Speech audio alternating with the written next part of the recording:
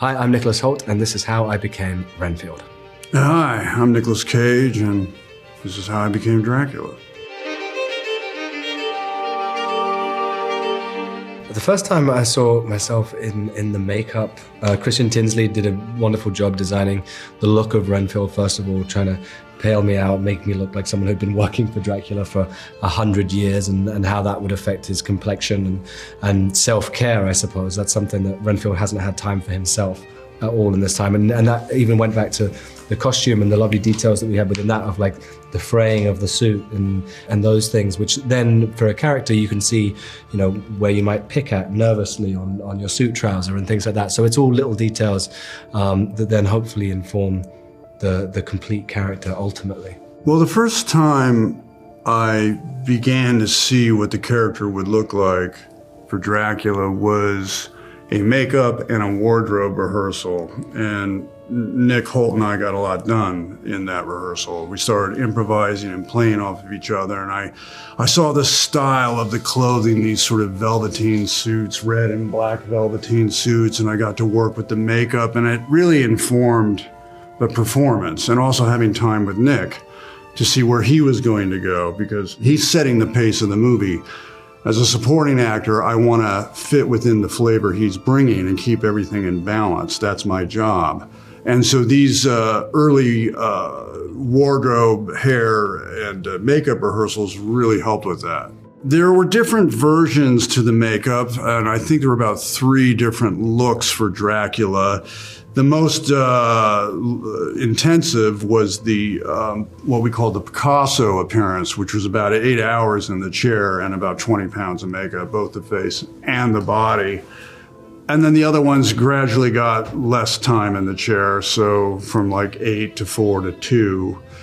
But each one of the looks helped inform the character and the approach to the character and even the timing of the character. I could tell where I needed to go for each look in terms of performance. Acting with the fangs was a bit of a learning curve because Christian Tinsley, great makeup artist, he wanted it to look like Lon Chaney in London After Midnight. So there was a tremendous amount of ceramic material in my mouth, and yet I still wanted to speak elegantly and eloquently as Count Dracula would. So I would take them home with me, home being my hotel room in New Orleans, and play with it and talk and rehearse with it so I could get control of the speaking as best as I could.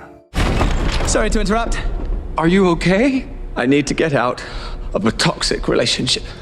I mean, the brilliant thing about playing Renfield is there is a lot you can draw from in terms of the original novel, and then that's given you kind of a backdrop to the character because it's so far removed and time has gone on so much that by the time we meet the character in this story, you get to have all that as kind of as information to craft it all around, and the original films and other performances that people have delivered as well. So I would listen to Dwight Fry's laugh a lot because I thought that was such a beautiful performance he gave in that film, and that laugh is so iconic that it was something that I wanted to try and pay homage to a little bit. So those were kind of a few of the little details that I was trying to pick up on. Well, inspirations for Dracula for me predominantly started with whatever was coming out empathically from being in the zone with Nick Hoult, and sometimes I surprised myself.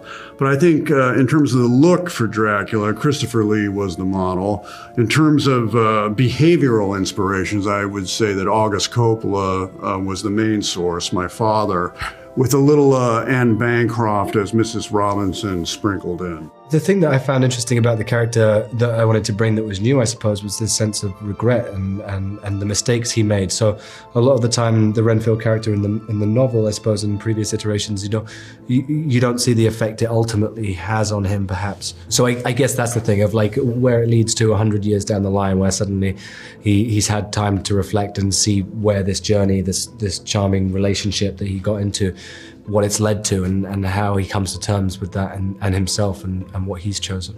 If there's anything new I was trying to find for Dracula, it was a fusion between that which is genuinely creepy and spooky and also funny, and how I could blend those two. Is that it wasn't just comedy repartee per se, but it was fused through a vessel of actual menace. And that was a balance to find. And then also, I think the element of the curse, he's stuck doing this, and there are things worse than death, and he's stuck getting his heart broken over, and having to drink blood again and again. I think that's something I was trying to find. I will no longer tolerate abuse. I deserve happiness.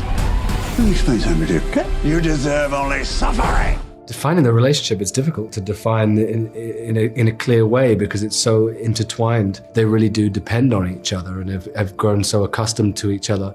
And there is a lot of love between them and care. And then there's also this fear and this toxic, abusive kind of element to it where they really know how to push each other's buttons and bring out the worst and best in each other, I suppose. The brilliant thing about working with Nick on it is that he brings so many different elements and inspirations to Dracula that it was you were never quite sure from Renfield's perspective what you were going to get, if he was going to kill you with kindness and charm, or if it was going to be a moment that he would lash out and hurt you. And that was really great for me as an actor because I would watch Nick and kind of the unexpected would happen and he would throw out dialogue and new ideas. And as Renfield, that's something that he's always kind of trying to put out fires. And so that's what I was trying to do as an actor, just kind of keep up and be playful in those moments. The collaboration with Nick Hoult is something that I'd wanted to revisit. I was fully aware of his ability and his poise and his chops as an actor on The Weatherman, and I'm not surprised at the star he's subsequently become. And I wanted to get back in a movie with him. I am very much in support of Nick Hoult in this movie as Dracula, and so it was important for me because the lead actor is always setting the pace of any movie you're in. And it was important for me to take whatever little time we had. I mean, he was very busy, in fact, learning an incredible dance number, which didn't make it in the movie, sadly. Maybe you'll see it on Blu-ray, but he's a hell of a dancer, but he was busy. So any chance I got to look at sets with him or do makeup or wardrobe rehearsal with him, I would start improvising and throwing lines just to see where he was going, what flavor he was bringing, so I could support that. So those were very helpful days that we could explore together. I was taken by how he reinvented the Renfield character. I think this is a completely new take on Renfield. This hasn't been seen before. And it helped me find where Dracula could go in terms of comedy and also turn on a dime and be vulnerable, which is what Nick was doing. So I was trying to match him to support the context of his presentation. Some call me the Dark One, others the Lord of Death. So you bring in people to eat? Well, I do other stuff. Like what? Wash his cape? The cape is dry clean only, strictly. I'm most excited for people to see that blend of horror and action and comedy and hopefully, have laughs whilst also this emotional core of this dynamic and this relationship being unraveled. I am hopeful that audience, they will go on a ride and they will have a lot of fun. It'll be an unpredictable roller coaster.